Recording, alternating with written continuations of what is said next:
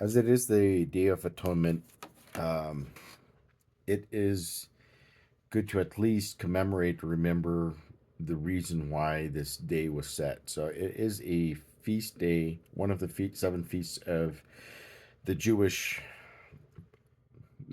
customs, asked of by God for the Jews to remember. And for the Jews, of course, they had to make the sacrifice. So you had the high priest that would uh, sacrifice a bull and then sprinkle the blood on the altar, the Ark of the Covenant, the mercy seat, and then sprinkle blood. I think there was other sprinkling of blood that was happening. And then, of course, you had the goats that were sacrificed. Well, one goat that was sacrificed and the other goat that was the scapegoat, where the priest would lay on all the sins of Israel on that goat and then lead it out into the wilderness.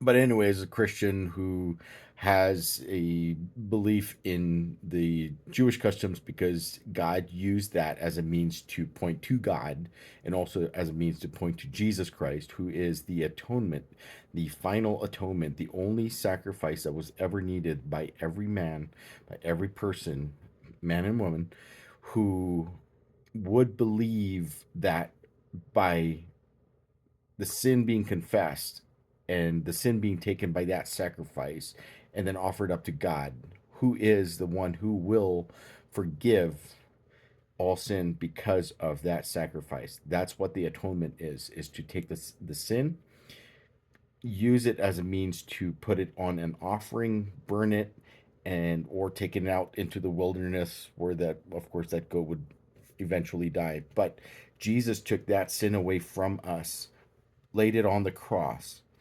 His blood was shed.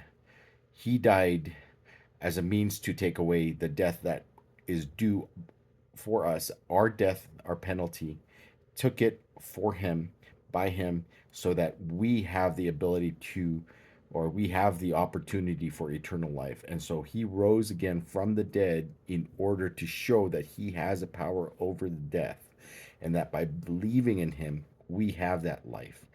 So remember this day as a means to remember Christ and what his sacrifice meant.